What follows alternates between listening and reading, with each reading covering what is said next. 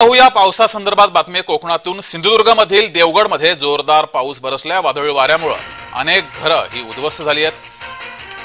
देवगडमध्ये जोरदार पाऊस बरसला, यावेळेस मुसळधार पावसासोबतच वारा सुद्धा होता आणि या वादळी वाऱ्यामुळे अनेक घरांचं नुकसान झालंय।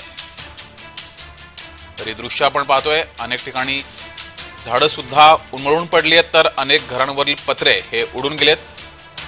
देवगडमधील ही दृश्य आहे। देवगडमध्ये मुसळधार पाऊस बरसला, मात्र यावेळेस वादळी वारा सुद्धा होता आणि या वादळी वाऱ्यामुळे घरांचं मोठं नुकसान झालंय। घरांवरचे पत्रे हे उडून गेलेत।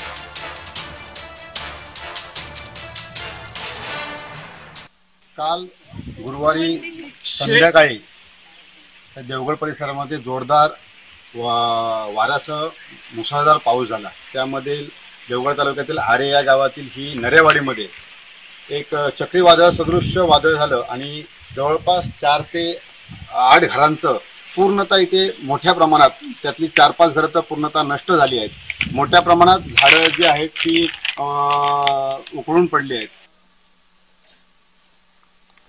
तर दृश्य आपण पाहतोय सिंधुदुर्गच्या देवगडमध्ये मुसळधार पाऊस होता, मात्र पावसासोबतच वादळी वारा होता आणि या वादळी वाऱ्यामुळे अनेक घरांचं नुकसान झालंय। सर्वसामान्यांच्या घरांचं हे नुकसान आपण पाहतोय। अनेक घरांवरील पत्रे उडून गेले, त्यामुळं इथल्या नागरिकांचं मोठं नुकसान झालंय। तर अनेक ठिकाणी झाडं सुद्धा उन्मळून पडली होती। तर ही दृश्य आहेत सिंधुदुर्ग जिल्ह्यातील देवगडमध्ये अनेक घरांवरील पत्रे उडून गेले, तर अनेक झाडं सुद्धा उन्मळून पडली। मुसळधार पावसासोबत वादळी वारा होता आणि या वादळी वाऱ्यामुळे इथं मोठं नुकसान झालंय।